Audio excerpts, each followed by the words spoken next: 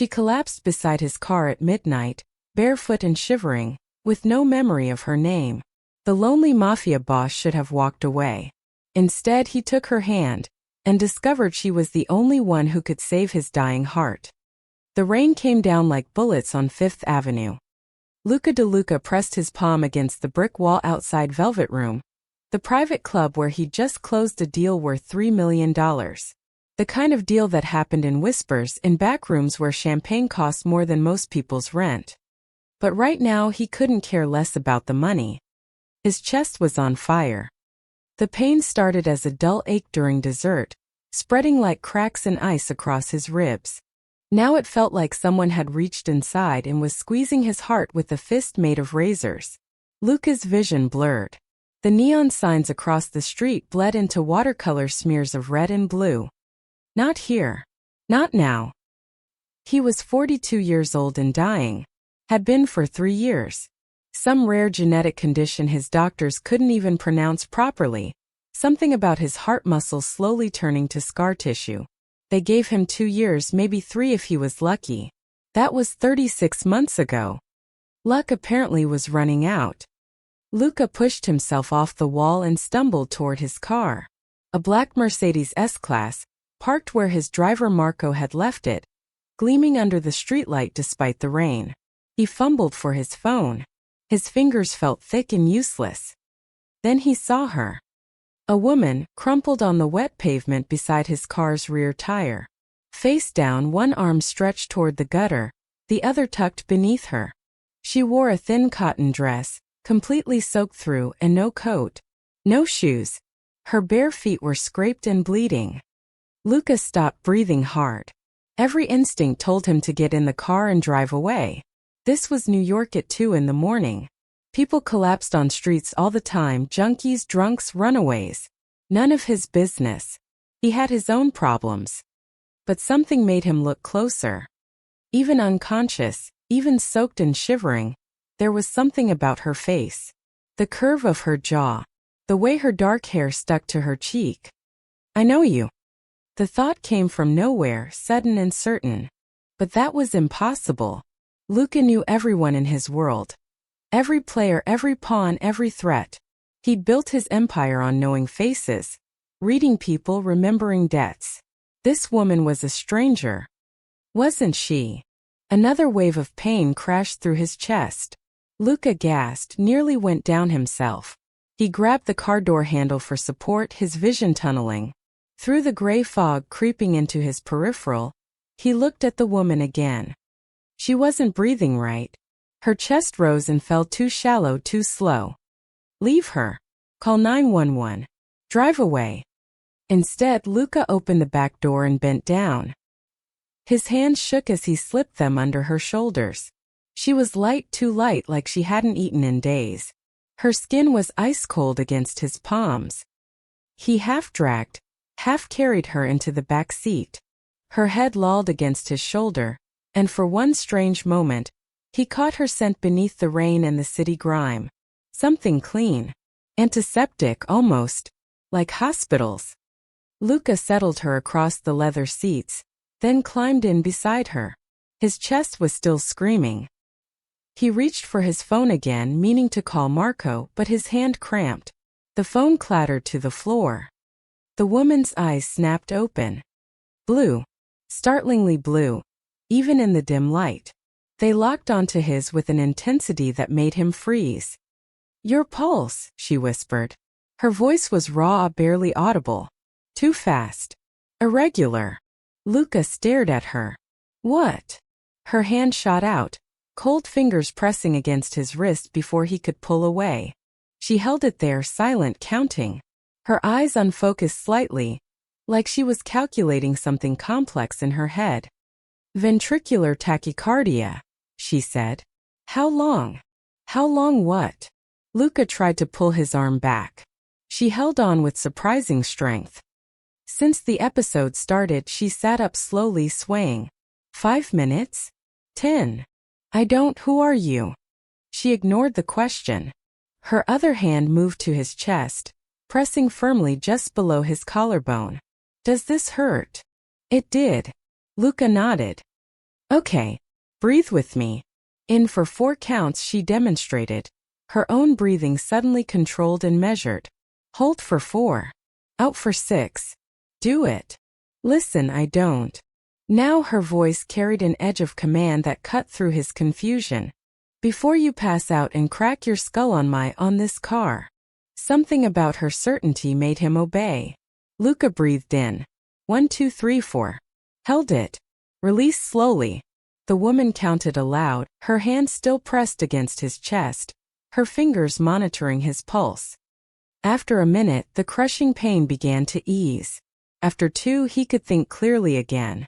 The woman released his wrist and slumped back against the seat, her temporary surge of energy apparently exhausted. Better? She asked. Yeah, Luca studied her carefully. She looked worse than before. Her face pale as paper, her lips faintly blue. But her eyes were sharp. Aware. How did you know to do that? She opened her mouth. Closed it.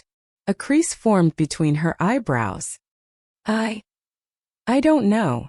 What do you mean you don't know? I mean I don't know. Her voice rose, panicked now. I don't know how I knew. I don't know why I'm here. I don't. She looked down at herself, at the soaked dress, the bleeding feet. I don't know who I am. Luca watched her face cycle through confusion, fear, and finally a kind of hollow shock that he recognized. He'd seen it before, in interrogations, when someone realized they'd lost something they could never get back. What's your name? He asked quietly. She shook her head. I don't remember. Where do you live? I don't know. What's the last thing you remember? The woman pressed her palms against her temples. Nothing. It's all empty. But when I saw you when you were in pain, my hands just moved. Like they knew exactly what to do. She looked at him with those unsettling blue eyes. Why? What's wrong with me? Luca had spent 20 years in a world built on secrets and lies. He could spot a con from a mile away. Could read a poker face like a children's book. This woman wasn't lying. The terror in her voice was real. The confusion was real. And somehow, impossibly, she just talked him through a cardiac episode using techniques that probably saved his life. What's wrong with you? Luca repeated slowly. He pulled out his phone again, this time managing to grip it properly. That's a hell of a good question. He had contacts. Doctors who didn't ask questions, specialists who treated bullet wounds and didn't file reports. If this woman had been drugged or hurt or worse, they'd find out. And if she really had saved his life just now. Luca looked at her again, at the way she hugged herself against the cold, at the lost expression on her face. I know you, his instincts whispered again. He didn't. But he was going to find out why he felt like he should. Come on, he said, typing rapidly. I'm taking you somewhere safe. Where? Luca met her eyes. My place. Until we figure out who you are. And more importantly, he thought but didn't say, who wanted her to forget. The penthouse was 53 floors above the chaos of Manhattan, wrapped in floor-to-ceiling windows that made the city look like a galaxy of fallen stars. The woman stood in the guest room doorway, staring at the king-sized bed like it might bite her. You should sleep, Luca said from behind her.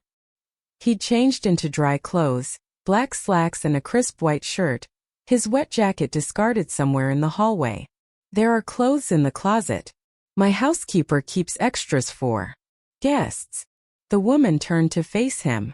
In the warm light of the penthouse, she looked even more fragile than before. Someone had given her a blanket during the car ride, and she clutched it around her shoulders like armor. Why are you helping me?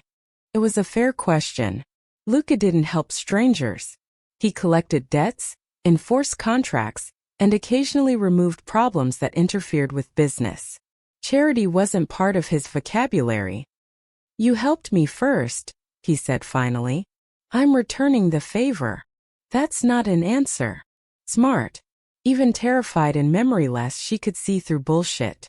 Luca almost smiled. Get some rest. We'll talk in the morning. He closed the door before she could argue. 3 hours later, the pain came back.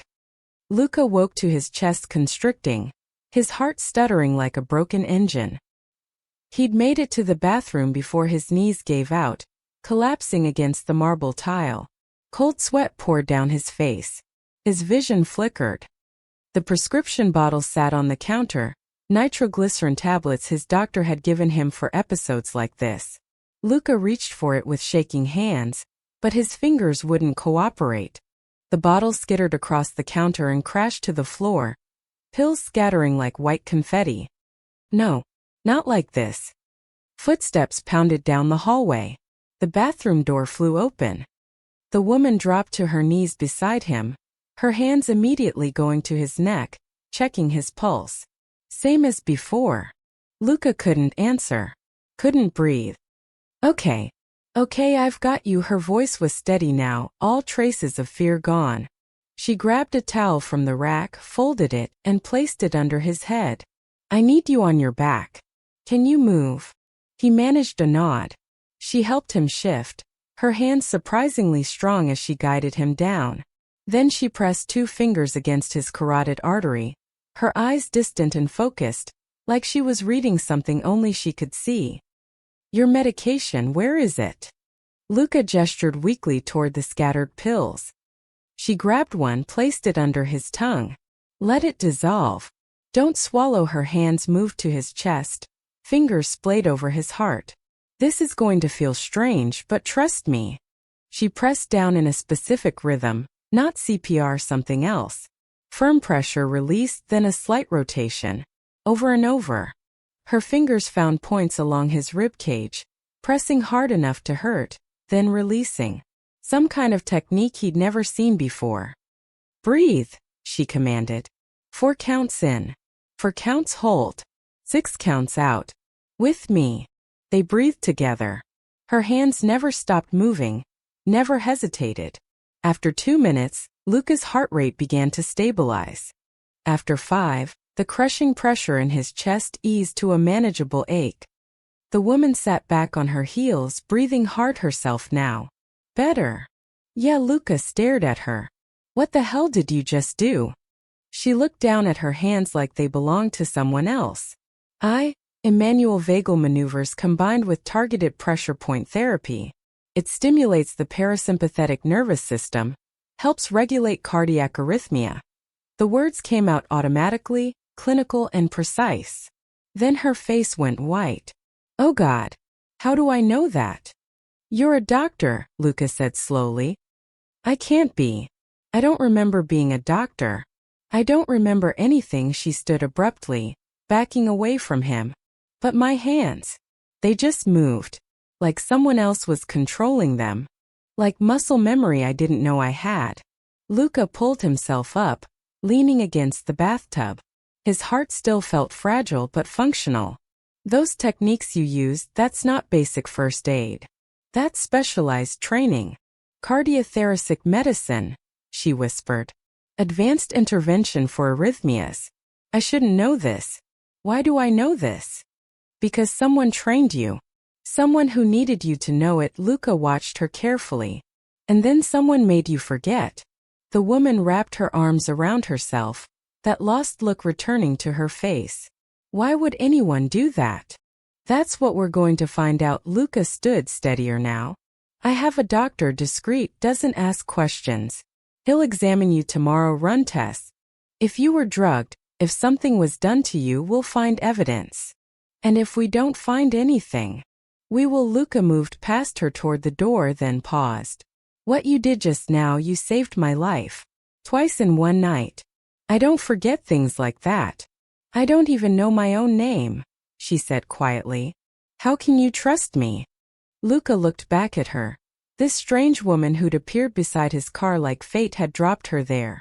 Who knew exactly how to stop his heart from killing him, but couldn't remember where she'd learned it. I don't trust you, he said honestly. But whoever erased your memory had resources, had power. That means you know something dangerous. Something worth destroying a person's identity to hide. He met her frightened blue eyes. Until we figure out what that is, you're safer with me than anywhere else. Why? Because, Luca said, I'm the most dangerous person in this city. And if someone's hunting you, they're going to have to go through me first. He left her standing there, framed in the bathroom doorway, looking small and lost in borrowed clothes. But her hands, those knowing, capable hands, told a different story entirely. Dr. Vincent Corso arrived at dawn, carrying a black medical bag that had seen better days.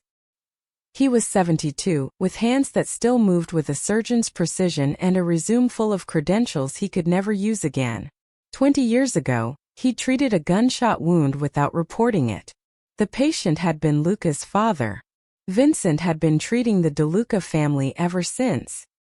"She's in the guest room," Luca said, leading him down the hallway. "Don't scare her more than necessary." Vincent raised an eyebrow. "Since when do you care about scaring people?" "Since she saved my life. Twice." That made Vincent stop walking. "Your condition, it's getting worse." "We're not here to talk about me." Luca knocked on the guest room door. "It's Luca. The doctor's here." The woman opened the door slowly. She'd showered and someone, probably Maria the housekeeper, had brought her fresh clothes. Jeans and a simple gray sweater that made her eyes look even bluer. Her wet hair was combed back from her face, revealing a small scar near her left temple. "This is Dr. Corso," Luca said. "He's going to examine you, run some tests. He's completely confidential." "Confidential," she repeated, a bitter edge to her voice. "Like a priest or a lawyer? Like someone who treats people the hospitals would call the police about," Vincent said bluntly. "But I'm still a doctor. I take the Hippocratic Oath seriously, even if I lost my license for it. May I?" She nodded, stepping aside to let them in. Luca waited in the hallway while Vincent conducted the examination. 45 minutes passed. Then an hour. He paced the length of the corridor 3 times before the door finally opened. Vincent's face was grim. "We need to talk. Privately." They went to Luca's study, all dark wood and leather, with a wall of books Luca had never read but kept anyway because his father had. Vincent set his medical bag on the desk with a heavy thud. "What did you find?" Luca asked. "Nothing good." Vincent pulled out a tablet, tapping through what looked like test results. "She has no head trauma. No signs of organic brain injury. Her neurological reflexes are perfect. Too perfect, actually. Her physical health is excellent. Muscle tone suggests regular exercise. No malnutrition despite appearing underweight." "Then what's wrong with her?" "Her blood work." Vincent turned the tablet around. "I ran a tox screen. She has traces of 3 different benzodiazepines in her system, plus something else I had to send out for identification. Whatever it is, it's pharmaceutical grade and very sophisticated." Luca leaned forward. "Someone drugged her. Repeatedly. Over weeks, maybe months. The half-lives don't match.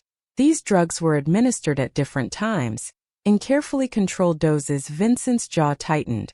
"This wasn't a street drug situation, Luca. This was medical. Someone with knowledge and resources kept her sedated and compliant over an extended period." "Why?" "I don't know. But here's what concerns me most." Vincent pulled up another screen. "I did a basic cognitive assessment. She couldn't remember her name, her past, anything autobiographical. Classic retrograde amnesia. But when I asked her medical questions, anatomy, procedures, pharmacology, she answered everything perfectly. Graduate-level knowledge, specialized training. She even corrected me once on a cardiothoracic technique." Luca thought about the night before, the way her hands had moved with absolute certainty. So her procedural memory is intact, but her episodic memory is gone. "Exactly. Which doesn't happen naturally." Vincent closed the tablet. "Amnesia from trauma or disease doesn't work this way. You don't lose your name but remember how to perform a vagal maneuver. This is selective. Deliberate.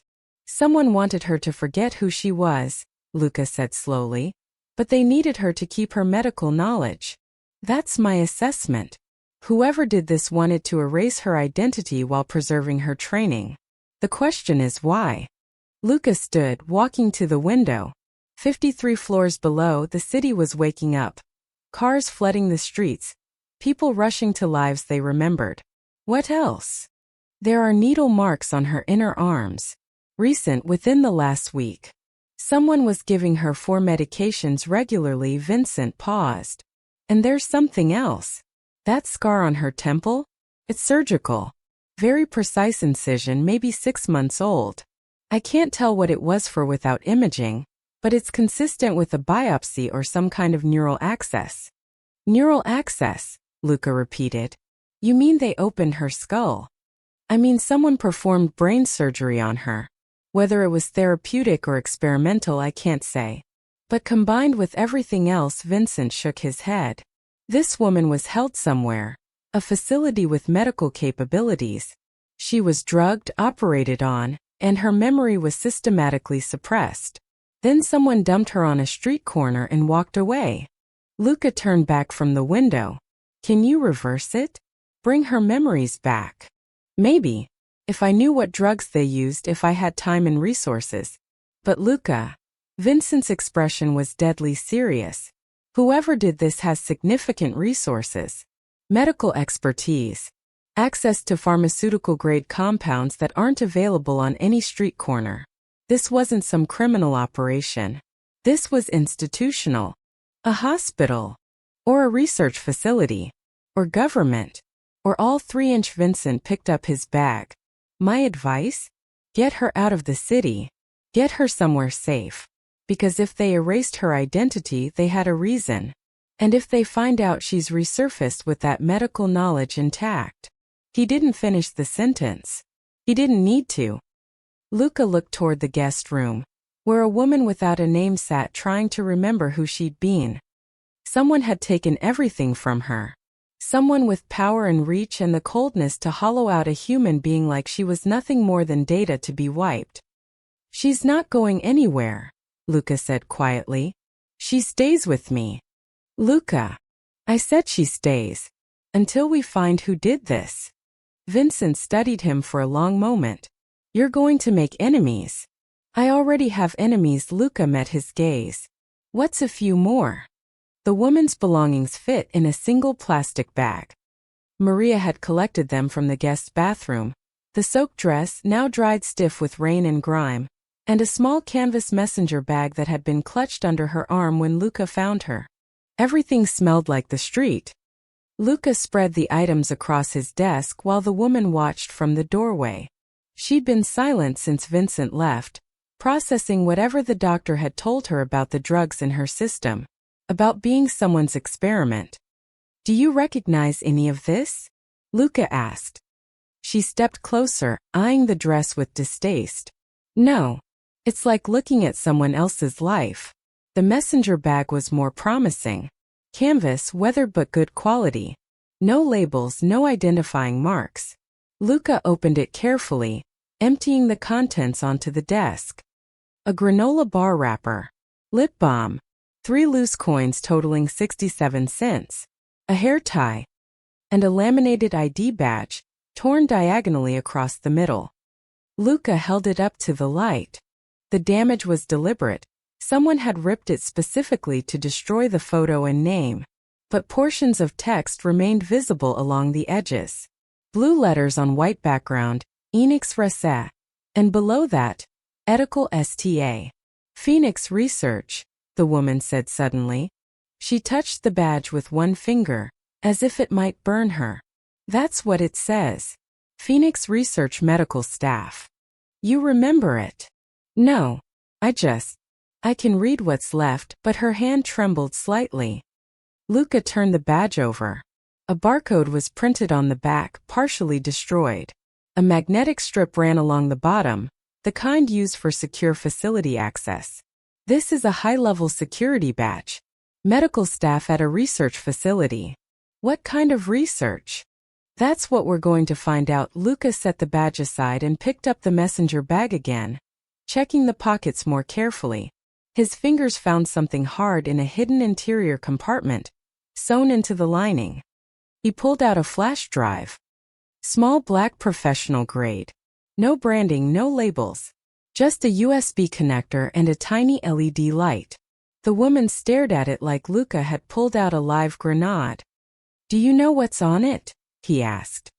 No, but she wrapped her arms around herself, that defensive posture he was beginning to recognize as fear. "But I hid it. Whoever I was, I knew to hide it where someone wouldn't find it easily." Luca carried the flash drive to his laptop. "Then let's see what you were protecting." He plugged it in. The computer made a soft chirp of recognition, and a window opened showing a single encrypted folder. Password protected. Luca tried several common combinations. Nothing worked. The system allowed 3 attempts before lockout. "This is military-grade encryption," Luca said. "Whatever's on here, you didn't want anyone accessing it." The woman came to stand beside him, staring at the password prompt. Try Helix 7 Prime. Luca typed it in. Access denied. "How did you know to try that?" he asked. "I don't know. The words just came to me." She pressed her fingers to her temples. "Try membrane cascade protocol. Access denied. 1 attempt remaining." Wait, Luca pulled up a new browser window and typed Phoenix Research into the search bar. Pages of results flooded the screen: news articles, press releases, scientific journals. He clicked on the first news article dated 8 months ago. Phoenix Research Center shut down amid ethics investigation. He scanned the article quickly. Phoenix Research had been a private biomedical facility in upstate New York, funded by pharmaceutical companies and government grants. They specialized in experimental treatments for genetic disorders and terminal illnesses.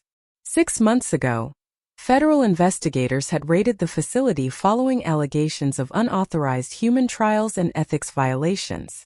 The center had been shuttered, its data seized, its staff scattered.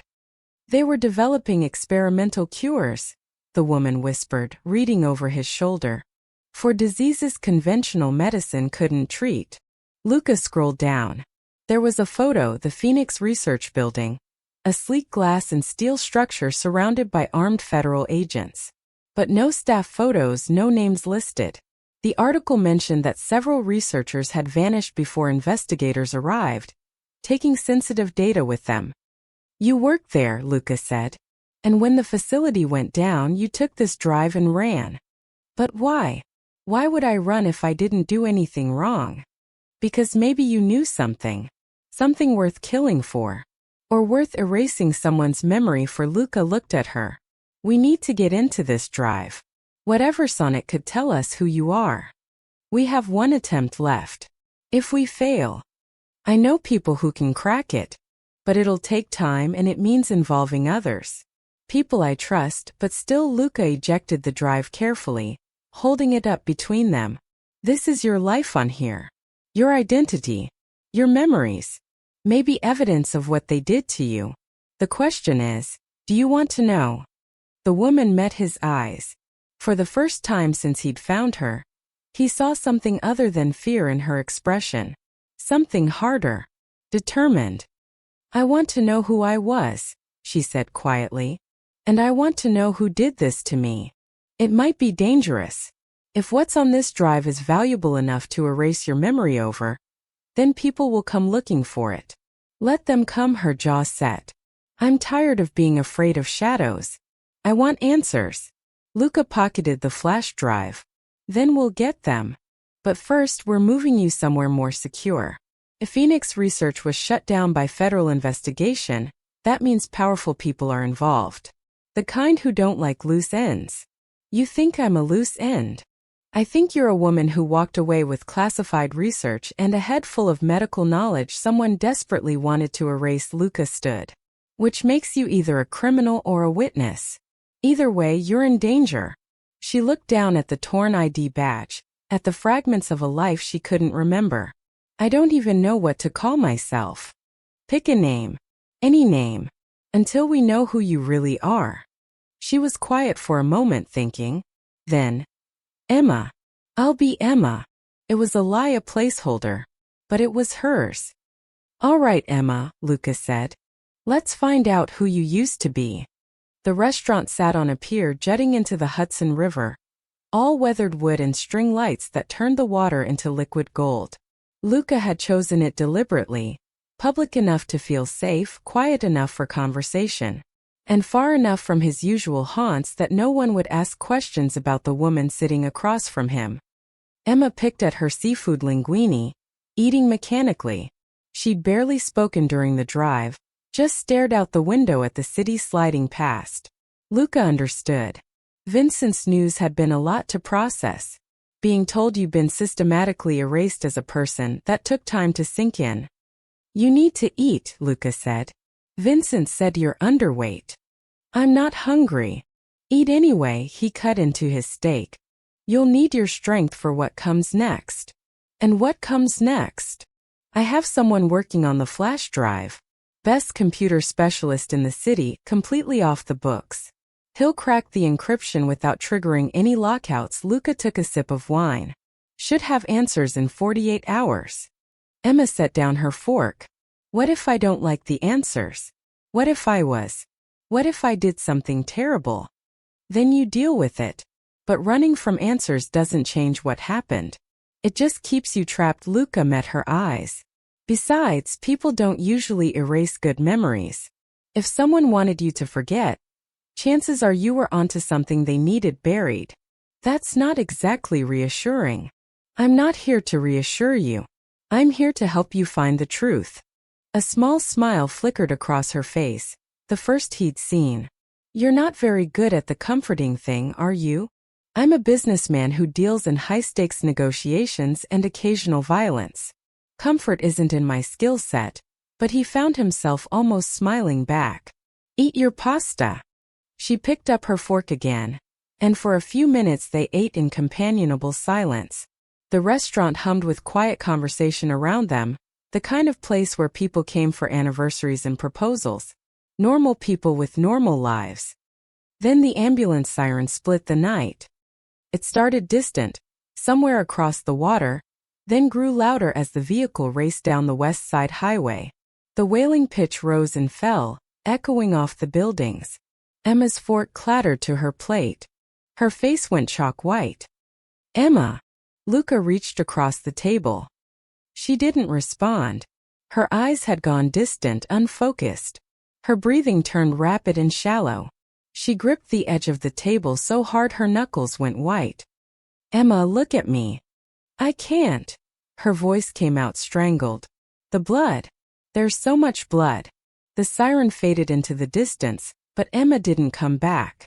She was somewhere else entirely, trapped in a memory that was tearing its way to the surface. Luca stood, moving around the table. He crouched beside her chair, keeping his voice low and steady. "You're safe. You're here with me. Focus on my voice." "He's coding. The patient is coding. I need." Emma's hands moved in front of her. Fingers splayed like she was performing surgery on an invisible body. "Scalpel. I need a scalpel. No time for sterile field. Have to go in now or he dies." Emma. Luca caught her hands gently. "You're not there. You're here. In a restaurant. No one's dying." But she wasn't listening. Tears streamed down her face as her hands continued their phantom work. "Aortic dissection. Type A. Emergency procedure. I'm opening the chest cavity. Spreading the ribs. God, the bleeding won't stop. I need suction. Someone give me suction." People at nearby tables were starting to stare. Luca ignored them, focusing entirely on Emma. "It's a memory. You're remembering. But it's over now. You're safe." "I couldn't save him." Emma's voice broke. "He died on the table. 26 years old, and he died because I couldn't work fast enough. Because the trauma was too severe. Because..." She looked at Luca, really seeing him for the first time. "I remember. Oh God, I remember doing that. Emergency surgery. Trauma surgery. In a makeshift operating room. No proper equipment. Just me." And she pressed her hands to her face. "I can't see the faces. I can't see where I was. But I remember the procedure. Every cut. Every second of failing to save someone's life." Luca helped her stand. "We're leaving. Can you walk?" She nodded shakily. He left cash on the table, far more than the bill, and guided Emma out of the restaurant. She leaned on him heavily, trembling. Outside, the cool air seemed to help. She pulled away slightly, wrapping her arms around herself. "I killed someone," she whispered. "You tried to save someone," Luca corrected. "There's a difference." "Is there?" "He still died. Every doctor loses patience." "It doesn't make you a killer." Luca led her toward the car, where Marco waited with the engine running. "But it tells us something important. You weren't just medical staff at a research facility. You were a surgeon. A trauma surgeon specifically, working in conditions that weren't standard." Emma climbed into the back seat, still shaking. Why would a research center need a trauma surgeon? Because maybe they weren't just researching treatments. Maybe they were testing them on people who got hurt in the process. Human experimentation, Emma said hollowly. Unethical trials. The kind that get facilities shut down and people disappeared. Luca slid in beside her. The kind that need surgeons willing to work off the books. Or surgeons who don't know they have a choice. "You think I was forced to work there? I think you ran away with classified data hidden in your bag, and your memory full of things someone wanted erased. That sounds like someone who realized they were part of something wrong and tried to escape." Emma was quiet as Marco pulled into traffic. The city lights painted moving shadows across her face. Finally, she said. The ambulance siren triggered it. The sound brought everything back. Sense memory. Sound, smell, touch. They're stored differently than visual memories. Harder to suppress completely. Luca watched her carefully. Which means the rest is still in there. Your identity, your past, everything. It's buried but not gone. How do I get it back? We keep exposing you to triggers. Carefully. And we cracked that flash drive. Chances are whatever's on there will tell us exactly who you are and what you were running from. Emma leaned her head back against the seat, exhausted. I'm not sure I want to remember anymore. If all my memories are like that one, watching people die, maybe forgetting was a mercy. Maybe, Luca agreed. Or maybe remembering is the only way to make sure it never happens again. To anyone. She turned to look at him. Why do you care? Really? Luca considered the question. The honest answer was complicated, part debt, part curiosity, part something else he didn't have words for yet. This woman had appeared in his life at the exact moment he needed her, had saved him twice with knowledge she shouldn't possess. That kind of coincidence didn't happen naturally. Because someone tried to erase you, he said finally. And I don't like people who think they can make other people disappear. It's bad for business. It wasn't the whole truth, but it was true enough. Emma closed her eyes. Thank you. For not running when I started losing it back there. I don't run, Luca said quietly. From anything. Even when he probably should. The call came at 3 a.m. Luca answered on the second ring, already awake. Sleep had become a luxury his failing heart rarely allowed. What? We have a problem. It was Marco, his voice tight. Someone's asking questions. About the girl. Luca sat up, instantly alert. Who? Started in the underground markets. Bounty hunters, information brokers. Someone's putting out feelers. Description matches her perfectly. Dark hair, blue eyes, medical training. They're calling her the Phoenix asset.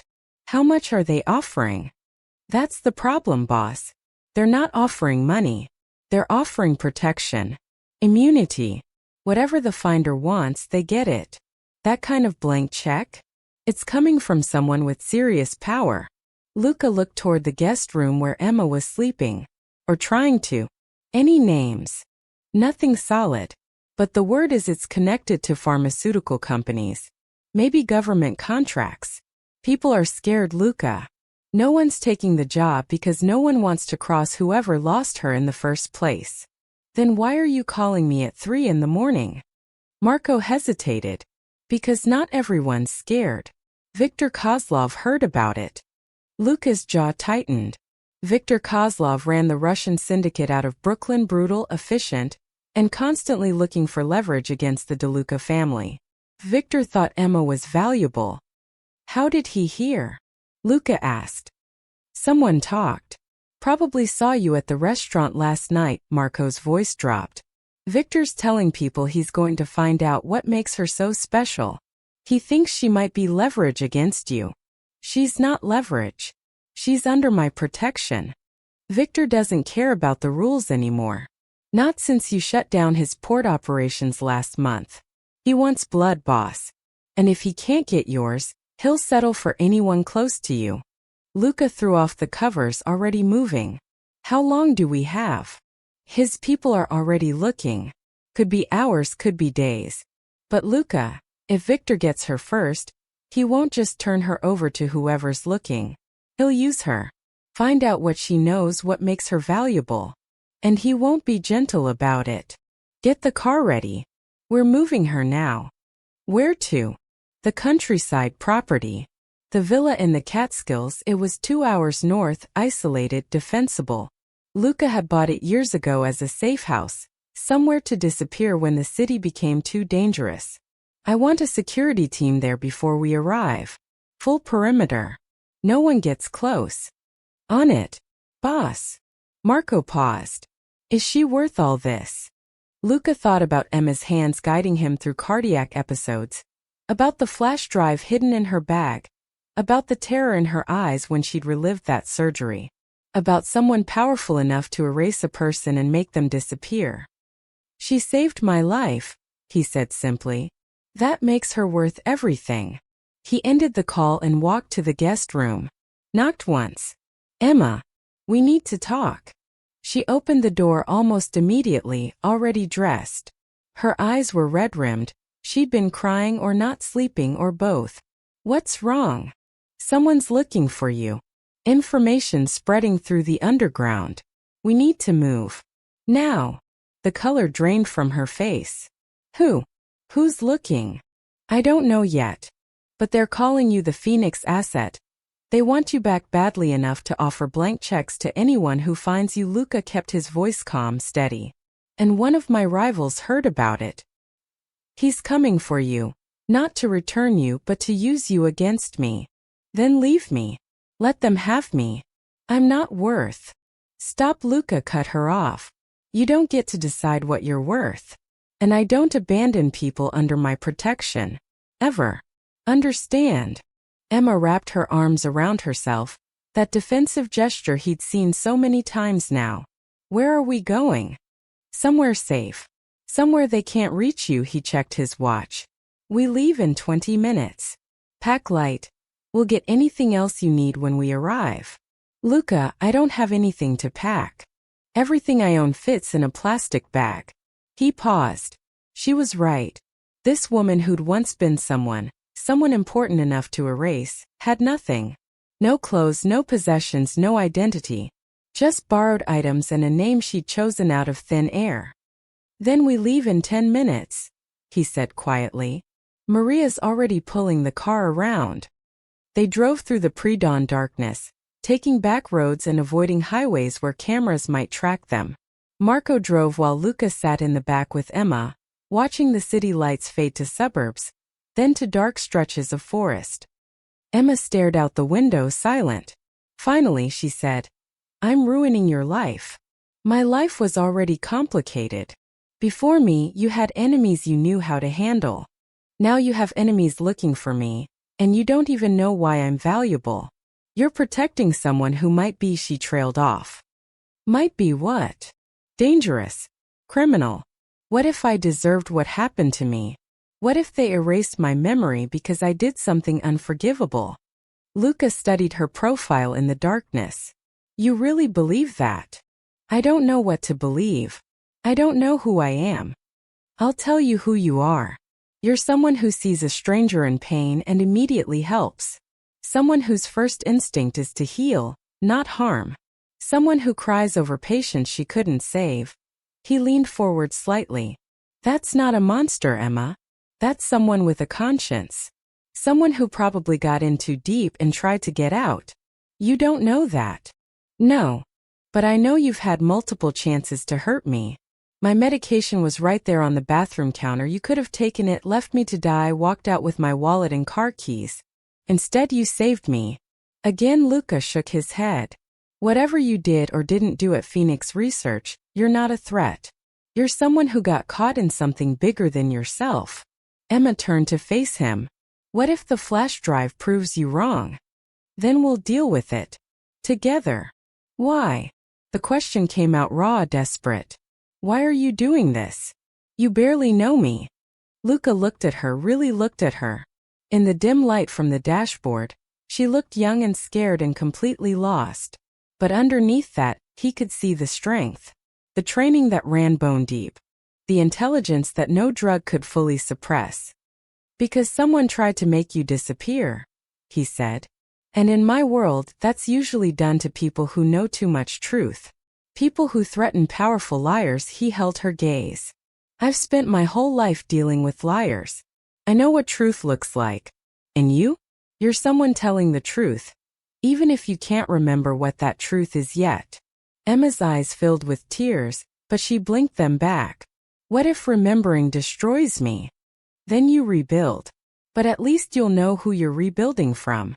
The car climbed into the mountains as the sun began to rise, painting the sky in shades of orange and gold.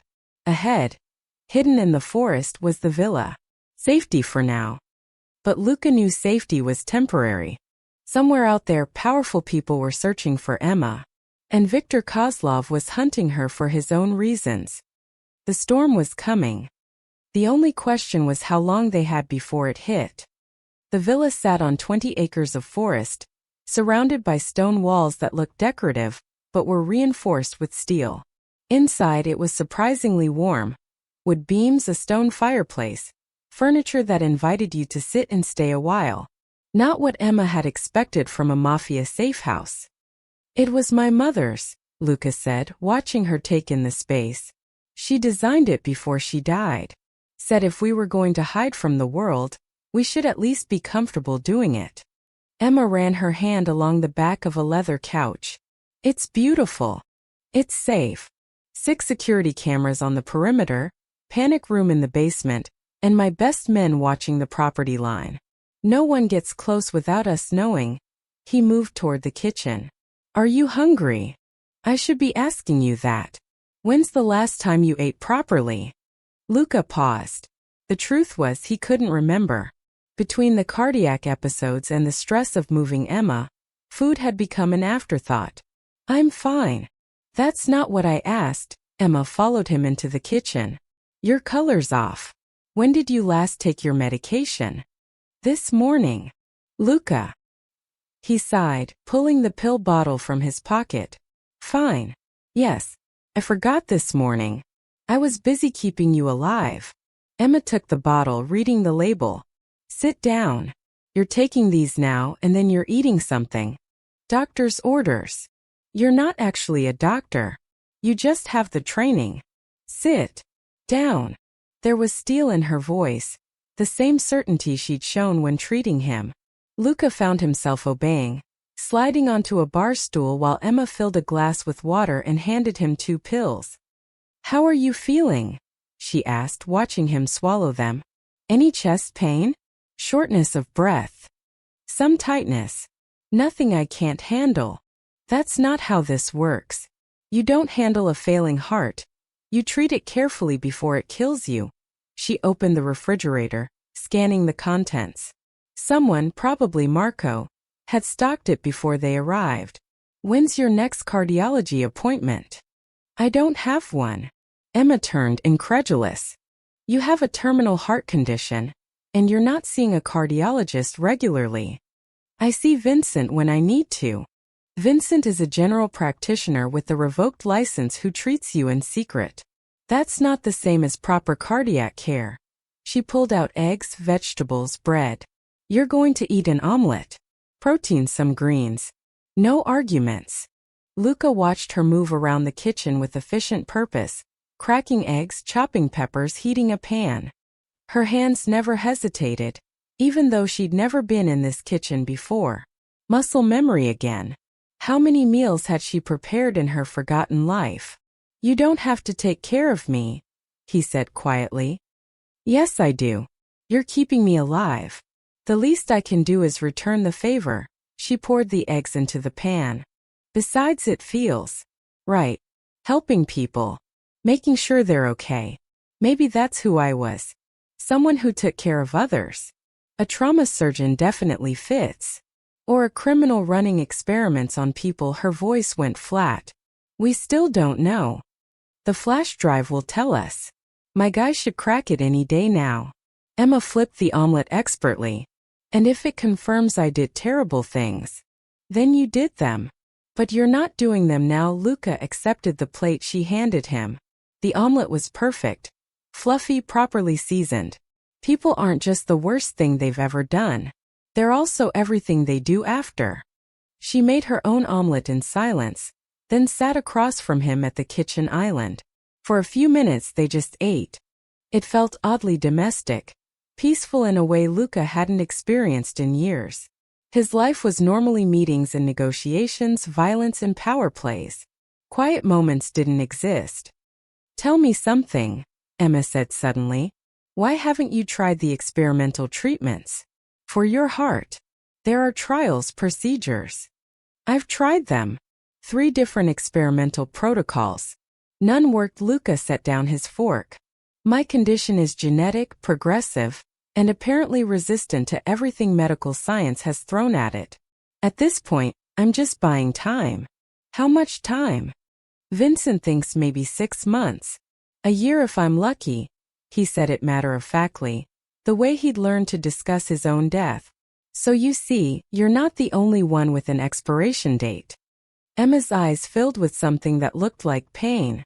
I'm sorry. Don't be. I've had time to make peace with it, mostly. Besides, dying slowly gives you perspective. Makes you think about what matters. And what matters to you? Luca considered the question. A month ago he would have said power. Control. Respect. But sitting here, watching a woman he barely knew worry about his medication schedule, he wasn't sure anymore. Not dying alone, I guess, he said finally. Not being forgotten the moment I'm gone. Maybe leaving something behind that mattered. You've built an empire. That's not nothing. An empire of fear and violence. Not exactly a legacy to be proud of. He pushed his empty plate aside. What about you? What do you think mattered to the person you were? Emma stared at her half-eaten omelet. I think I wanted to save people. To fix things that were broken. Maybe that's why I ended up at Phoenix Research. Because they promised to cure the incurable. Or because someone forced you to work there. Maybe. But I was a surgeon, Luca. I chose that path. I spent years training to open people up and repair what was broken inside them. She looked up, her blue eyes intense. What if Phoenix Research was trying to cure conditions like yours? What if that's what the flash drive contains? Research on experimental cardiac treatments. The thought hadn't occurred to him, but it made terrible sense. A research facility specializing in experimental treatments for terminal illnesses. A trauma surgeon with specialized cardiac knowledge. And someone willing to erase her memory to keep that research secret. If that's true, Luca said slowly, then whoever erased you might have done it to protect intellectual property. To keep you from taking valuable research to competitors. Or to keep me from exposing unethical testing. Emma stood abruptly, walking to the window. Outside, the forest stretched in every direction. Green and alive and uncaring about human problems. What if people died in those trials? What if I knew about it and tried to run? Then you were trying to do the right thing. The right thing got my memory erased and got me dumped on a street corner to die. She pressed her forehead against the glass. Some reward. Luca joined her at the window, standing close but not touching. You're alive. That's something. Barely. I don't know my real name. I don't know if I have family looking for me. I don't know if I was good or bad or something in between. Her voice cracked. I'm a ghost, Luca. A person-shaped hole where someone used to be. No, he turned her gently to face him. You're Emma. You save people. You make perfect omelets. You boss dying mafia bosses around until they take their medication. That's not a ghost. That's a person. She laughed wetly, tears spilling over. A person you invented because I couldn't remember who I really was. Then maybe who you really were doesn't matter as much as who you choose to be now. They stood there, close enough that Luca could count the tears on her cheeks. Close enough that he noticed the way her breath hitched when she cried. Close enough to be dangerous. "Thank you," Emma whispered, "for not giving up on me." "I don't give up," Luca said. "On anything. It's a character flaw." This time her laugh was genuine. She wiped her eyes, stepping back. "You should rest. Your heart needs time to recover from all the stress. Only if you rest too." Deal. She headed toward the stairs, then paused. "Luca, when we find out who I really am, promise me something." "What?" "Promise you'll tell me the truth. Even if it's bad. Even if it means I was someone you can't protect anymore." Luca met her gaze. "I promise." She nodded and disappeared up the stairs. Luca stayed at the window, watching the forest darken as evening approached. Somewhere out there Viktor Kozlov was hunting. Somewhere powerful people were searching for their lost asset. But here in this moment, there was just silence and safety, and a woman who made him think about legacies that mattered. It wouldn't last. Never did. But for now it was enough. The call came on their third morning at the villa. "I cracked it," said the voice on the other end. "Tommy-chan, the best hacker Luca had ever employed. But boss, you need to see this in person. I'm not sending it over any line, encrypted or not. That bad. That classified. Government-level classified. If anyone knew I'd even seen this." Tommy's voice dropped. "Meet me at the old factory in Red Hook. 2 hours. Come alone." Luca ended the call and found Emma in the kitchen, teaching herself to bake bread from a cookbook she'd found. Flour dusted her hands and cheek. She looked almost peaceful. "We need to go back to the city," he said. The peace evaporated. They cracked the drive. "Yeah, but we have to pick it up in person." Luca grabbed his jacket. "Marco will drive us. We'll be back before dark. Maybe I should stay here. If it's dangerous. If it's about you, you deserve to see it first. Get your coat." The Phoenix Research Facility ruins sat 40 miles north of the city, just off Route 87. They'd planned to go straight to Tommy, but Emma had insisted on a detour when she saw the exit sign. The name had triggered something. A pull she couldn't explain. Now they stood in an overgrown parking lot, staring at what remained of the building. Federal investigators had stripped it 6 months ago, but vandals and weather had finished the job. Windows shattered, doors hanging loose, walls covered in graffiti. A chain-link fence surrounded the property, plastered with "No trespassing" signs. "We shouldn't be here," Marco said from behind them. "Place could be watched." 5 minutes, Emma said, already walking toward the fence. "I just need to see inside." Luca followed, watching her circle the perimeter until she found a section where the fence had been cut. She slipped through without hesitation, like she'd done it before. Muscle memory again. The main entrance was sealed, but a side door hung open. Emma walked straight to it, her feet finding the path through debris like she could navigate it blind. Luca stayed close, his hand near the gun under his jacket. Inside, the building was gutted. Stripped floors, empty rooms, wires hanging from ceiling tiles. But the layout remained. Long corridors, numbered doors, the bones of what had been a state-of-the-art research facility. Emma moved through it like a ghost returning home. She turned left without looking, walked straight down a hallway, stopped at a door marked Laboratory 3. "This is it," she whispered. "I worked here." Luca opened the door. The lab was destroyed.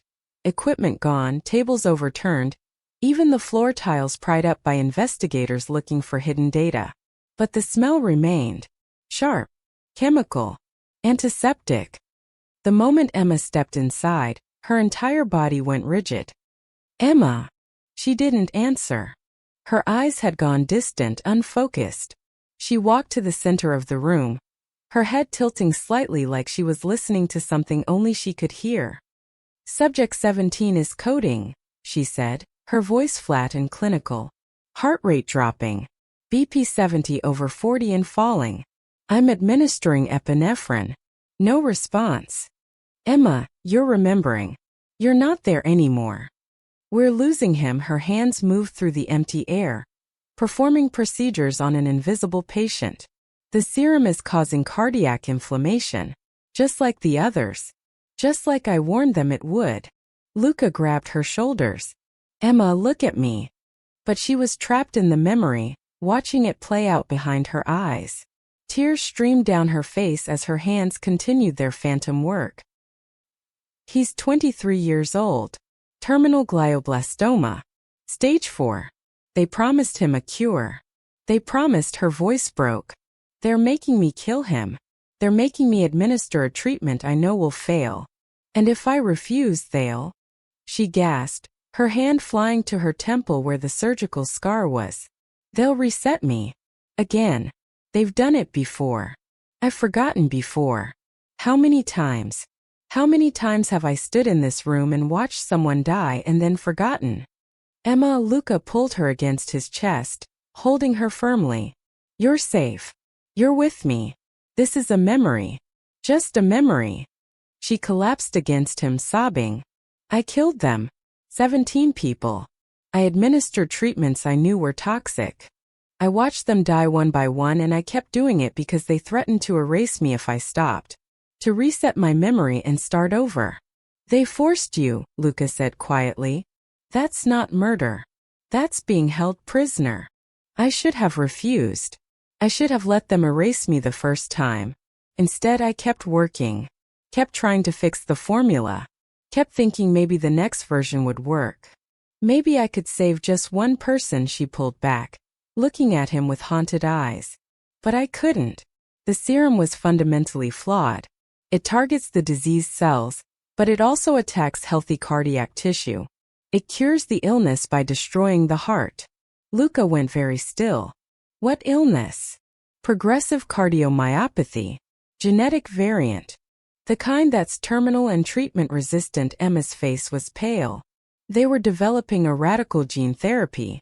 Something that could rewrite the genetic code causing the condition. But the delivery mechanism was toxic. Every trial subject died of heart failure within weeks of treatment. The room felt suddenly smaller. Colder. Luca, the illness they were trying to cure. Emma's eyes widened. It's your illness. The research was for patients exactly like you. He stepped back. That's impossible. No. It makes perfect sense. Phoenix Research specialized in experimental treatments for terminal genetic conditions. They must have had funding from families, from patients desperate for a cure. Her mind was racing now, pieces falling into place. That's why I knew how to treat your cardiac episodes. I'd spent months working with that exact condition. I knew every symptom, every complication.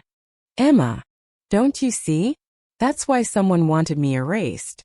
Not because I stole data, because I knew the truth about their trials.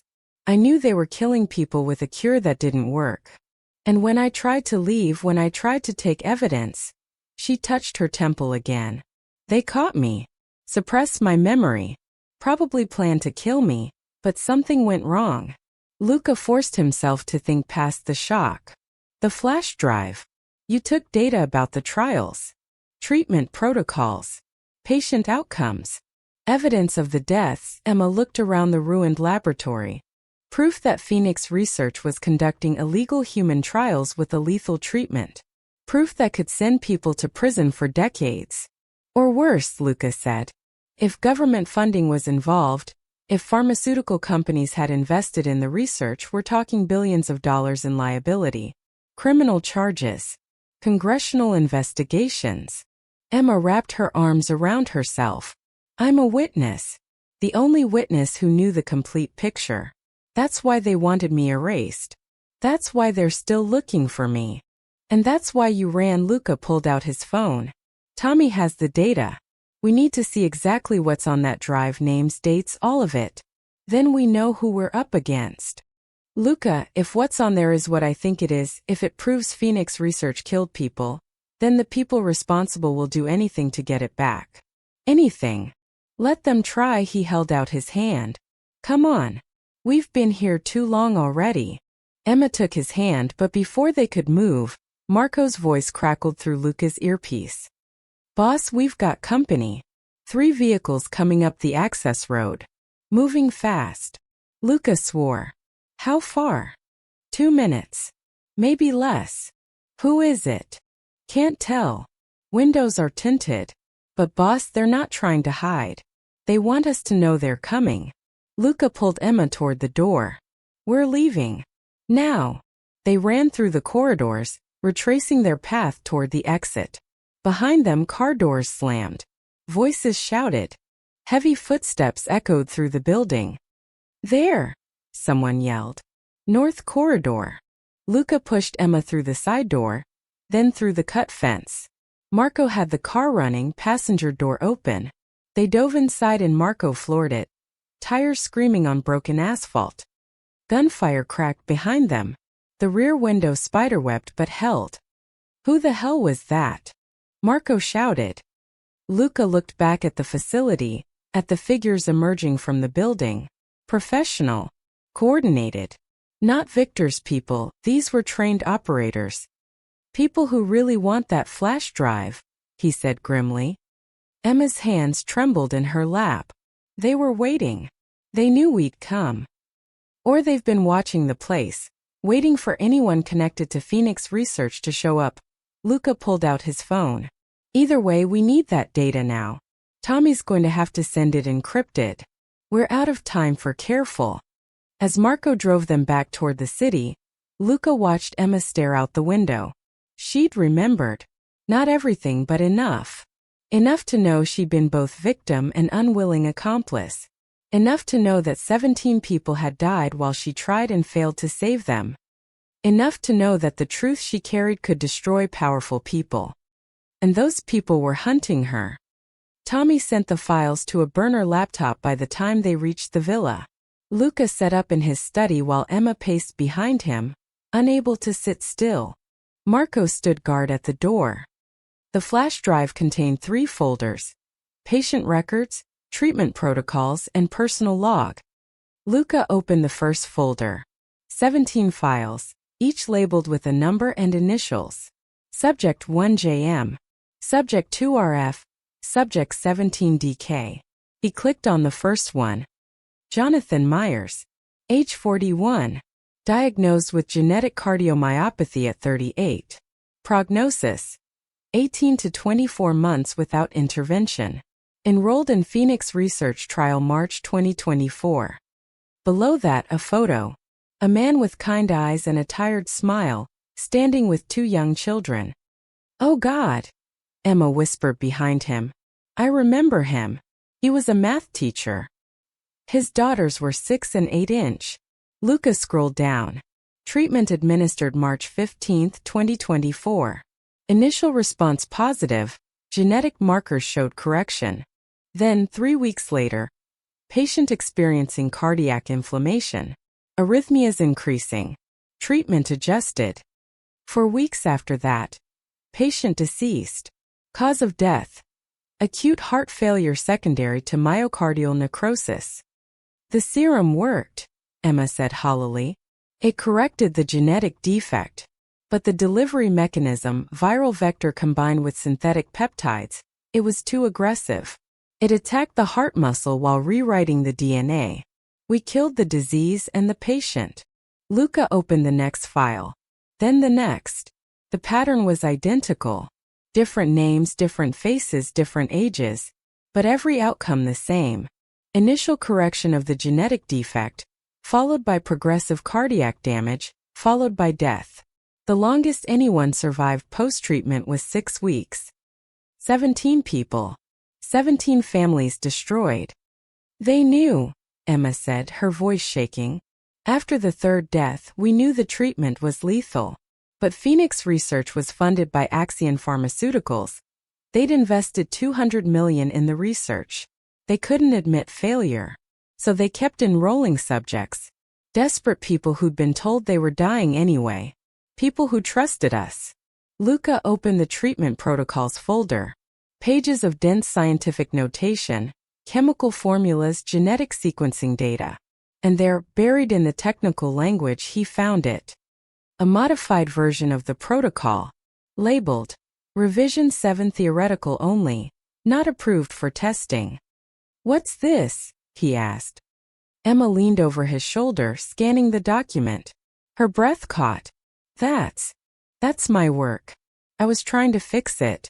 I modified the viral vector, changed the peptide delivery system, added a cardiac protective compound." Her fingers traced the screen. "This version should prevent the myocardial damage. Should allow the genetic correction without destroying the heart tissue." "Did you test it?" "No. They wouldn't let me. Axion wanted results from the current protocol first. They said I could test modifications after we proved the concept worked." Her laugh was bitter. "But the concept didn't work. The concept killed everyone." Luca opened the final folder, personal log. It was a video file dated 6 months ago. He clicked play. Emma's face filled the screen. She looked exhausted, scared but determined. The video had been recorded in the same laboratory they visited. He recognized the equipment in the background. "My name is Dr. Sarah Chan," Video Emma said. "I'm a cardiothoracic surgeon and researcher at Phoenix Research. If you're watching this, it means something happened to me. It means I either escaped or they silenced me." Luca hit pause. "Sarah Chan." Sarah stared at the screen at her own face from 6 months ago. "That's me. That's my real name." He pressed play again. "For 8 months I've been conducting human trials of a gene therapy for terminal cardiomyopathy. 17 patients have died. Not from their disease, from our cure. Phoenix Research and their funding partner, Axion Pharmaceuticals, have known the treatment was lethal since patient 3. They ordered me to continue anyway. They threatened my family, my sister, my nephew. They said if I refused, there would be consequences." Video Sarah took a shaky breath. "I tried to fix it. I developed a modified protocol that could work, that could actually save lives. But they won't use it. They're too invested in the current approach. Too worried about admitting failure and losing their investment." She held up a flash drive, the same one Luca had found in Sarah's bag. "This drive contains all patient records, all evidence of what we've done. Treatment protocols, death certificates, internal communications proving Axion knew about the deaths. If I disappear, please get this to the FDA, to the press, to anyone who can stop them." Her voice broke. 17 people trusted us. 17 families believed we could save them. And we murdered them for profit." The video ended. Sarah, Luca had to start thinking of her by her real name, was crying silently. "I have a sister. A nephew. They threatened them." "Where are they?" Luca asked immediately. "I don't know. I can't remember." She pressed her hands to her face. "What if Axion already got to them? What if they're dead because of me? Or what if they're safe because you ran? Because you took this evidence and tried to expose the truth." Luca pulled up a search window, typing quickly. "Sarah Chan, cardiothoracic surgeon." Results flooded the screen. Dr. Sarah Chan graduated Johns Hopkins Medical School, top of her class. Completed her residency at Massachusetts General. Published multiple papers on cardiac surgery techniques. And then 8 months ago, she'd vanished from public records entirely. No publications, no conference appearances, nothing. "They erased you from everything," Luca said. "Made you disappear professionally before they tried to erase you personally." Sarah scrolled through the search results, staring at photos of herself from medical conferences, from hospital directories. A stranger wearing her face. "I was someone. I had a career, a reputation, a life. And they took it all away because I wouldn't keep killing for them." Luca clicked back to the modified protocol. "This revision you created, does it actually work?" "Theoretically, yes. But it was never tested. For all I know, it could be just as lethal. Or it could be the cure I've been looking for." Luca met her eyes. "The cure for my condition?" "No," Sarah stood abruptly. "Absolutely not. You're not using untested gene therapy based on my theoretical modifications. You could die. I'm already dying. You said so yourself, 6 months, maybe a year. That's still time. Time to try approved treatments, to look for other options. What you're suggesting is suicide. What I'm suggesting, Luca said calmly, is taking a chance on something that might actually work. Your original protocol failed because the delivery mechanism was too aggressive. You fixed that. You designed a version that protects the heart while correcting the genetic defect. On paper. In theory. Sarah's voice rose. I don't have lab equipment. I don't have the compounds I'd need to synthesize the modified serum. I don't have any way to test it before administration. And even if I could make it, even if the formula is correct, I can't ask you to risk your life on my untested research. You're not asking. I'm offering. Luca, listen to me, she grabbed his arms, forcing him to look at her. I have 17 deaths on my conscience. 17 people who trusted me and died because I wasn't strong enough to refuse. I can't add you to that list. I can't watch another person die from a cure that destroys them. Then don't watch. Luca pulled up the protocol again. Help me understand this. Help me find the resources to synthesize it properly. Help me have a chance at living instead of just waiting to die. You're asking me to become the monster I was trying to expose. No. I'm asking you to become the doctor who saves lives instead of ending them. He stood, facing her. Those 17 people, they died because Axion pushed a flawed treatment. Not because you failed them. You tried to stop it. You tried to fix it. You risked everything to expose the truth. And I lost. I lost my memory, my identity, my family. Everyone I tried to save died anyway. They died. Past tense. But I'm not dead yet. Luca touched her face gently.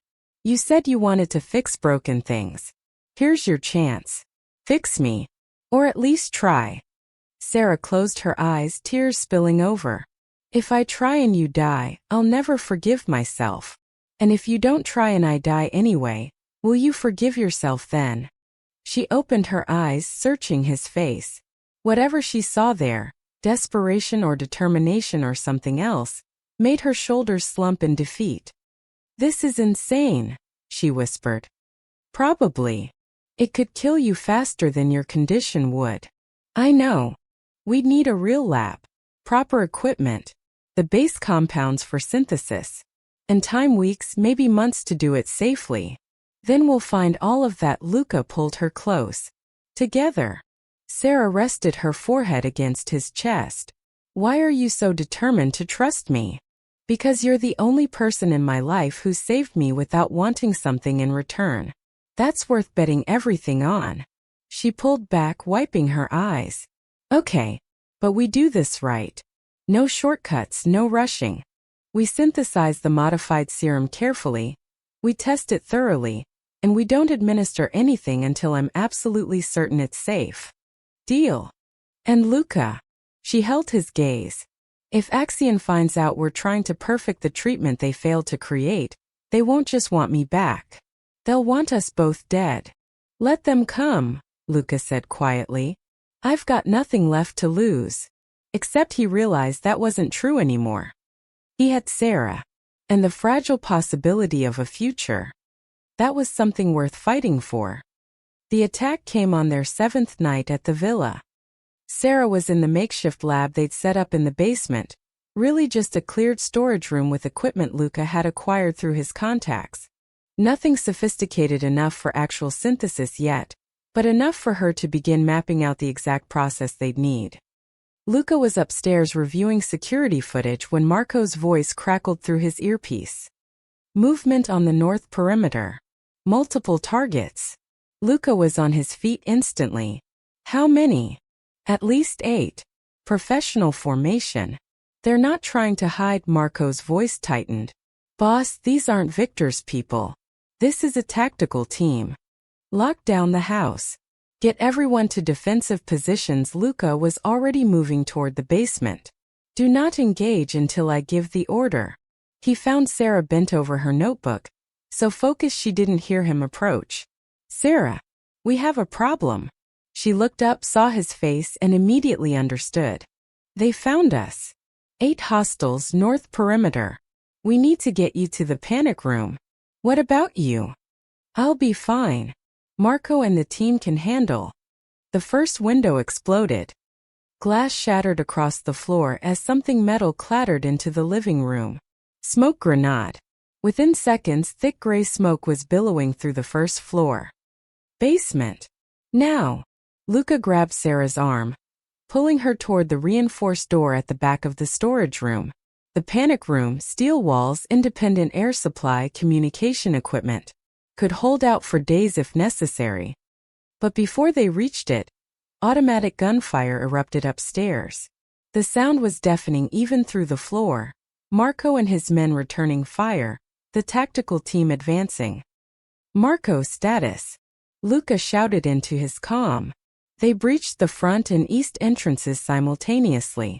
We're holding the main hallway, but the transmission cut to static, then Marco's voice returned strained. We've got wounded.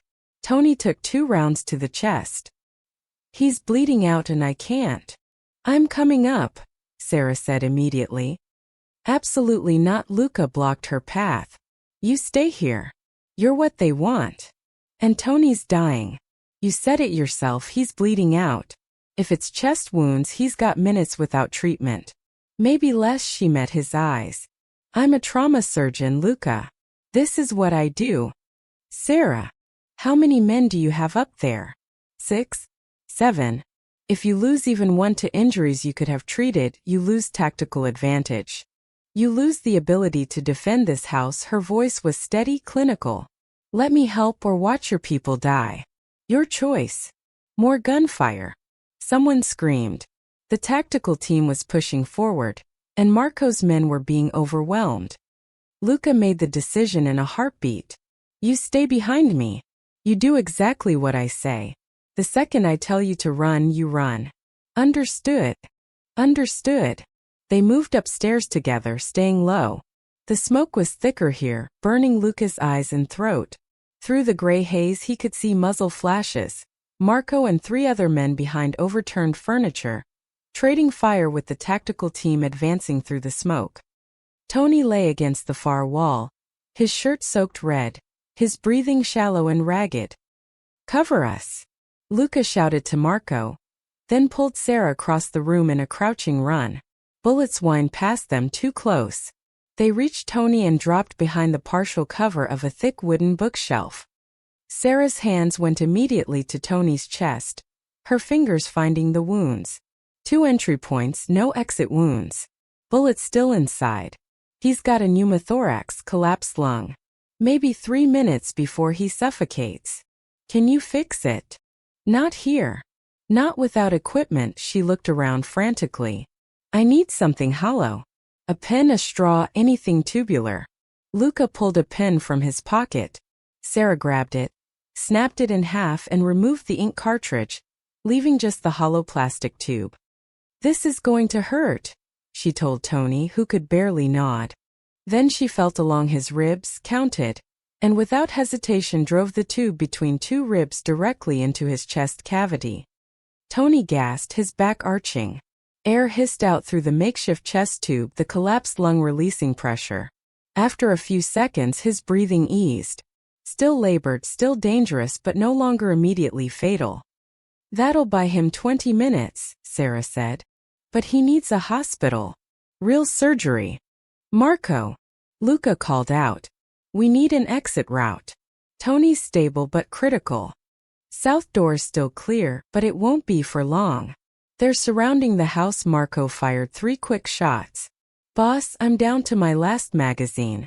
We don't have the firepower to hold them much longer. Luca's mind raced through options. They couldn't win this fight, they were outnumbered and outgunned. But they couldn't surrender either. The tactical team wasn't here to arrest them. Sarah, can you move Tony?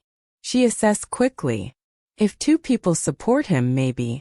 But any major jostling could dislodge the tube and he'll collapse again. Then you're on Tony duty. Luca pulled out his phone, typing rapidly. Marco on my signal, you and the others lay down suppressing fire. Sarah gets Tony to the south exit.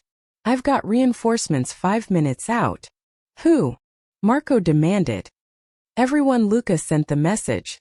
A single word to every contact in his organization. Every ally who owed him favors. Every soldier on his payroll. I'm calling in every debt I have. We just need to survive until they arrive. A massive explosion rocked the house. The east wall blew inward, and the tactical team poured through the breach. 6 men in black tactical gear, faces covered, moving with military precision. Now! Luca shouted. Marco and his men opened fire, forcing the team to take cover. Sarah and another soldier grabbed Tony, hauling him toward the south door. Luca provided cover, his pistol cracking steadily as he fired at anything that moved through the smoke. They made it to the door. Outside, the night air was cold and clear after the smoke-filled house. Sarah got Tony into the back of a vehicle while Luca and Marco held the doorway. Get him out of here, Luca ordered the driver. Closest hospital. Go. The vehicle tore down the driveway just as the tactical team breached the south entrance. Luca and Marco fell back, joining Sarah behind a stone planter. Your reinforcements better hurry, Marco said, slamming in his last magazine. Sarah was checking another wounded man, shoulder wound, not life-threatening but bleeding heavily. Her hands worked automatically, tearing fabric for bandages, applying pressure.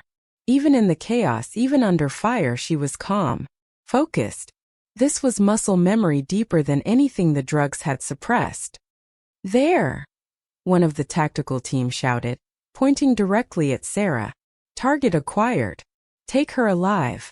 Kill everyone else. Luca stepped in front of her. Over my dead body. That can be arranged. A familiar voice called from the smoke.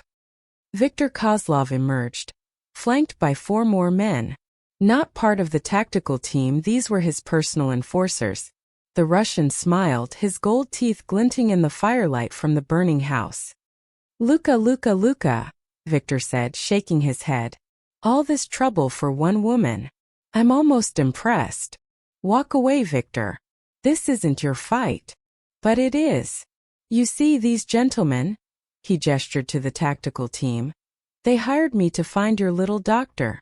They offered a very generous contract. And when I deliver her, they've promised to overlook certain inconveniences regarding my recent operations. You sold out to Axion Pharmaceuticals. I sold out to Money and Immunity. The name doesn't matter. Victor's smile widened. Now you can hand her over peacefully, or my friends here can take her from your corpse. I really don't care which. Behind them, engines roared. Headlights blazed through the trees as vehicles poured onto the property. At least a dozen cars, maybe more. Luca's reinforcements. Victor's smile faltered. What? I told you, Luca said calmly. Walk away. 50 men emerged from the vehicles, all armed, all loyal to the DeLuca family. They spread out in formation, surrounding Victor's people and the tactical team. What had been an overwhelming assault became a standoff. The tactical team leader assessed the situation quickly. This isn't worth it. Fall back. No. Victor snarled. We have a contract. We have a tactical disadvantage. Mission abort, the team leader signaled his men.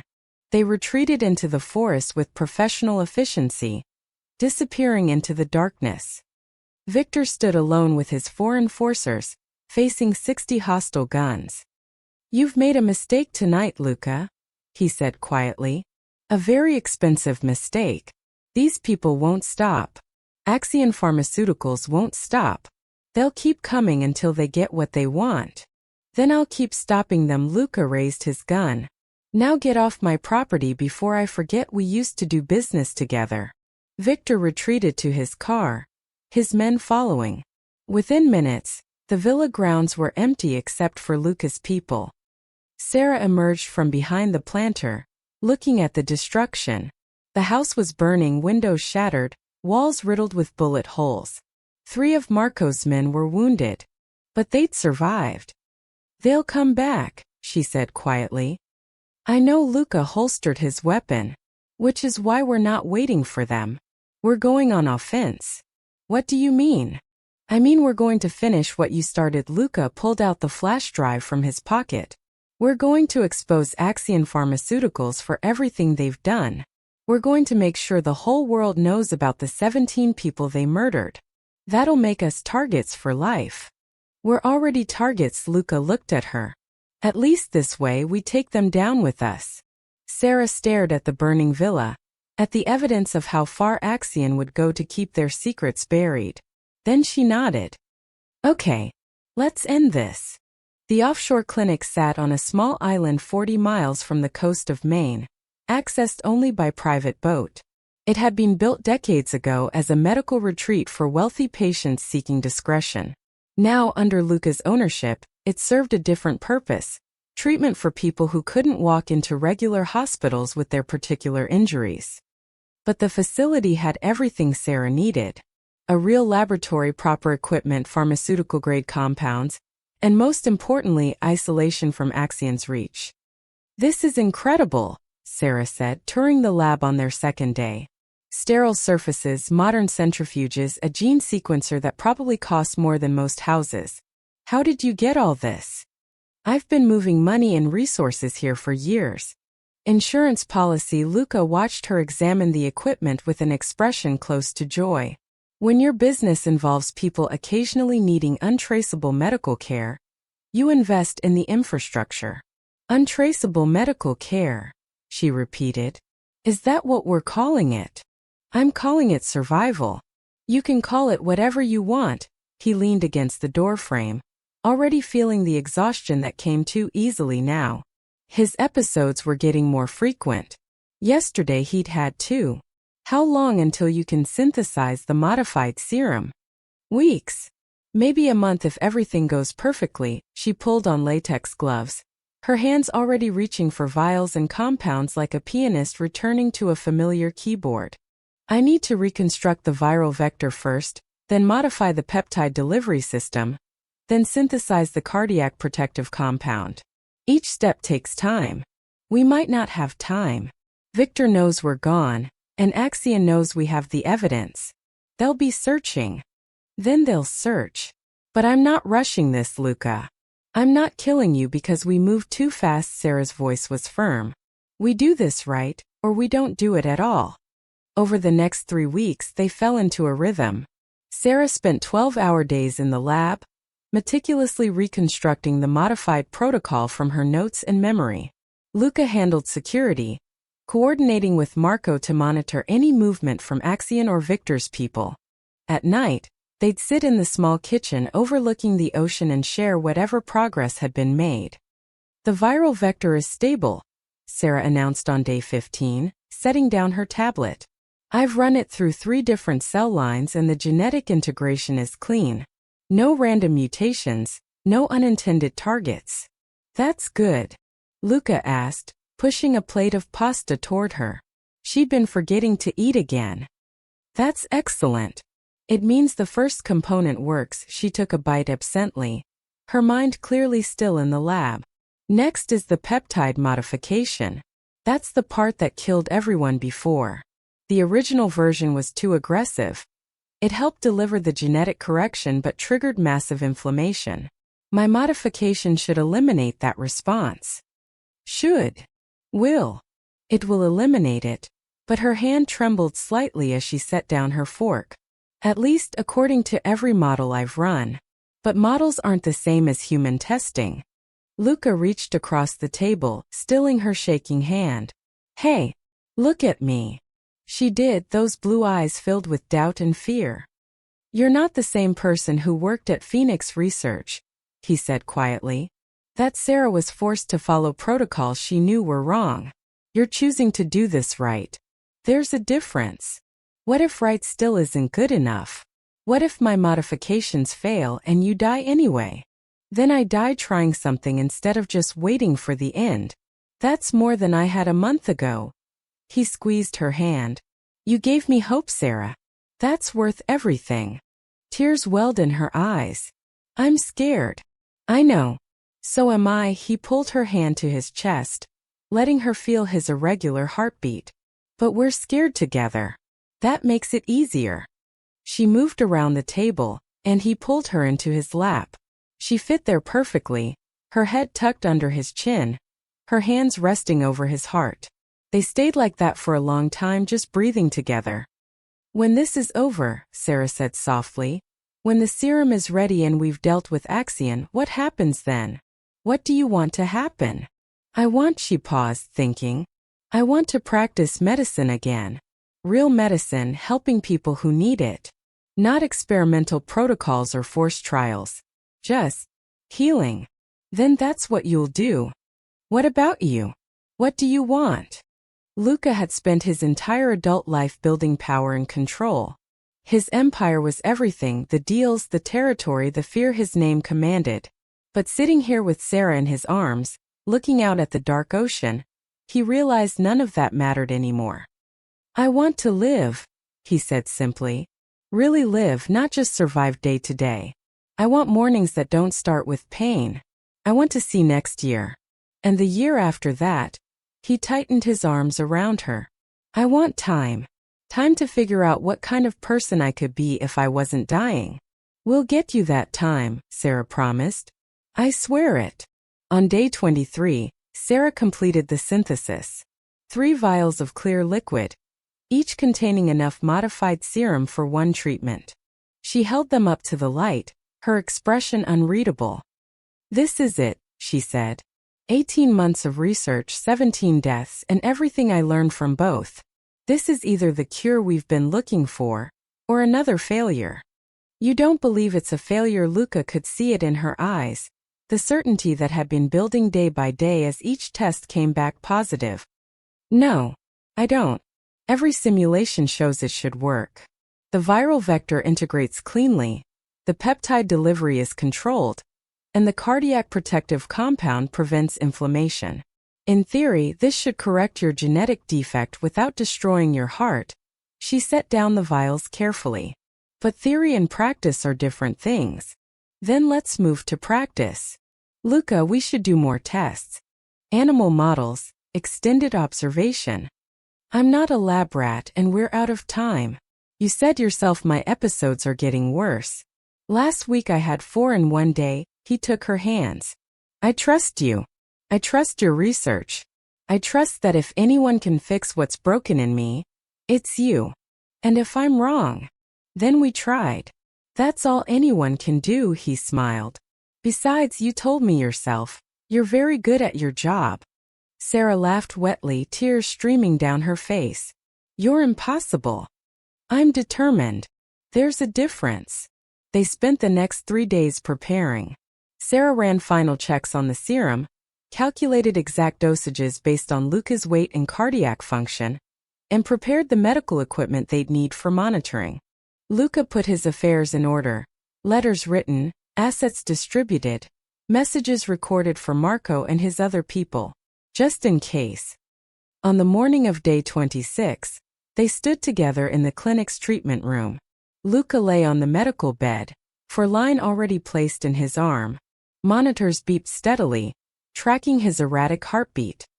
Sarah held the first vial, her hand steady despite the fear in her eyes. Last chance to back out. Not a chance. Do it. She loaded the syringe, checking it twice. Then she looked at him, really looked at him like she was memorizing his face. I love you, she said suddenly. I don't know when it happened or how, but I do. I needed you to know that before. I know. Luca reached up, touching her face. I love you too. That's why this is going to work. Because neither of us gets to lose the other. Not now. Not when we've just found each other. Sarah nodded, wiping her eyes. Then, with the steady hands of a surgeon who'd performed thousands of procedures, she injected the serum into his foreline. Here we go, she whispered. The serum entered his bloodstream and together, they waited to see if Sarah Chen's modified cure would save Luca De Luca's life, or end it. 6 months later, the coastal town of Seabrook, Maine looked like something from a postcard. White clapboard houses, fishing boats bobbing in the harbor, and a main street where everyone knew everyone's name. The kind of place where people came to disappear or to start over. Sarah stood on the porch of the small clinic, watching the sunrise paint the ocean in shades of gold and pink. Behind her, inside the renovated building that had once been a general store, 3 examination rooms and a small pharmacy waited for the day's patients. The door opened and Luca emerged, carrying 2 cups of coffee. He moved carefully, still adjusting to a body that worked properly for the first time in years. The genetic therapy had taken 3 months to fully integrate, 3 months of monitoring of small improvements of Sarah checking his cardiac function obsessively. But it had worked. His heart was healing. The scar tissue reversing. The arrhythmias gone. "Mrs. Patterson is coming in at 9, he said, handing her a cup. "Says her arthritis is acting up again." "I'll prepare the injection." Sarah took the coffee, smiling. "How are you feeling?" "Stop asking me that every hour. I'm a doctor. It's my job to ask. You're my partner. Your job is to trust that I'd tell you if something was wrong." But he was smiling too. "I feel good. Better than good. I went for a run this morning 2 miles without stopping. 6 months ago I could barely walk upstairs." Sarah set down her coffee and took his hand, pressing her fingers to his wrist. Checking his pulse had become habit, a small reassurance she needed. The rhythm was strong and steady. Normal. "Perfect," she said softly. "You can stop worrying. The cure worked." "I know.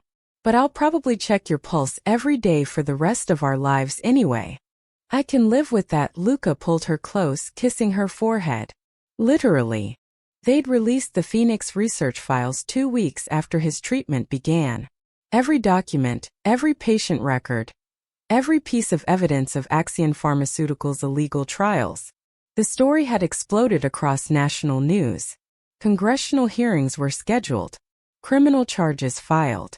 Axion's CEO had resigned in disgrace, and 3 board members faced prison time. Viktor Kozlov had disappeared. Probably fled the country when he realized Luca had outmaneuvered him. The tactical team that had attacked the villa was traced back to private contractors hired by Axion. They were cooperating with investigators now, giving up names to avoid longer sentences.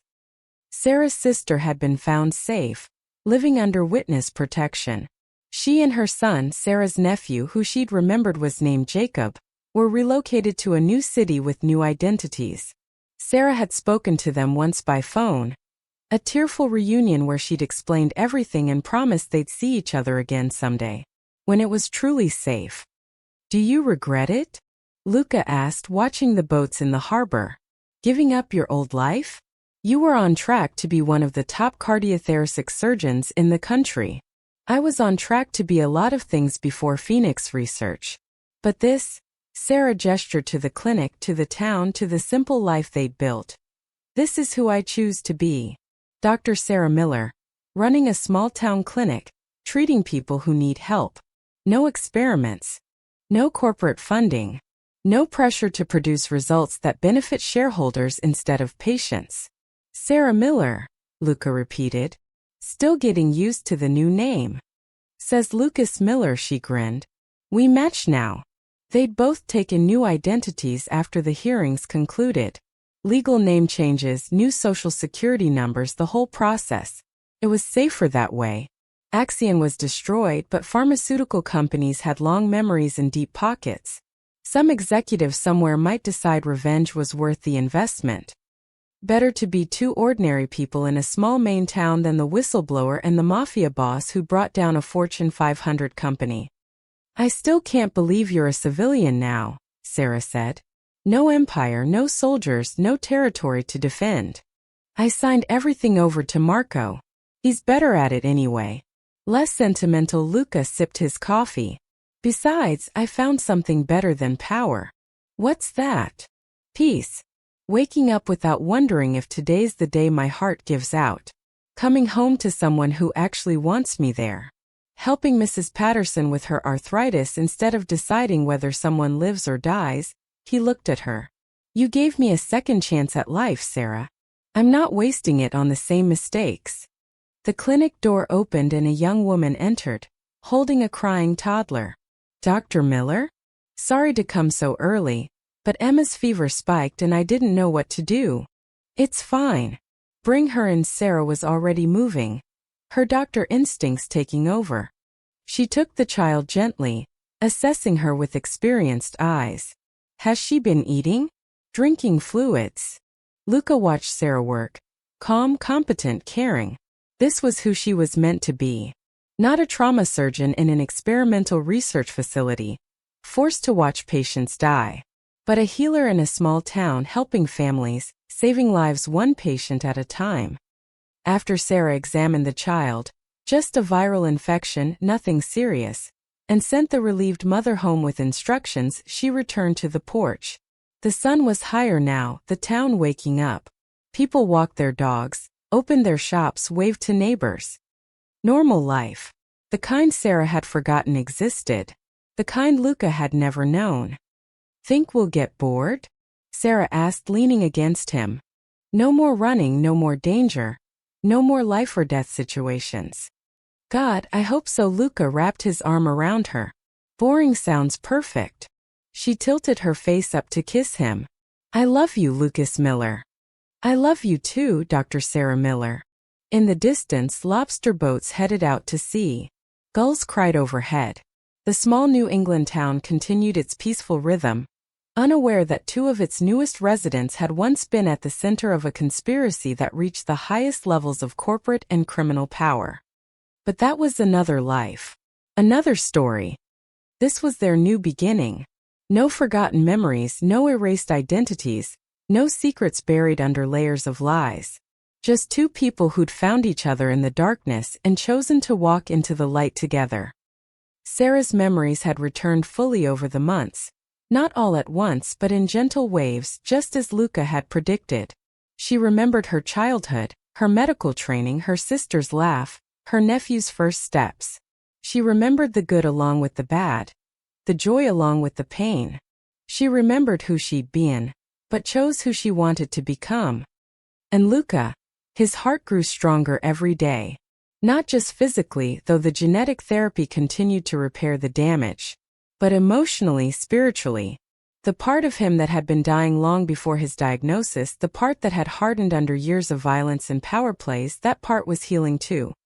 They'd both been broken in different ways. Both faced impossible odds. Both chose to fight for something better. Now they had it. Mrs. Patterson at 9, Sarah said, checking her phone. Then the Anderson twins for their checkups at 10. Busy day. The best kind. Luca finished his coffee. I'll prep the exam rooms. Such a good nurse. Assistant. I'm your assistant. There's a difference. Sarah laughed, the sound clear and bright. Whatever you say, boss. They went inside together, ready to face a day of small emergencies and routine checkups. A day of helping their neighbors, of being part of a community, of living the quiet life they'd fought so hard to earn. Behind them, the sun climbed higher over Seabrook. The ocean rolled eternal. And two people who'd been erased, who'd been dying, who'd been lost, they'd found their way home. Not to a place they'd known before, but to something better. A life they'd chosen, a love they'd built, a future that was finally genuinely theirs. And in the end, that was the greatest cure of all. The end.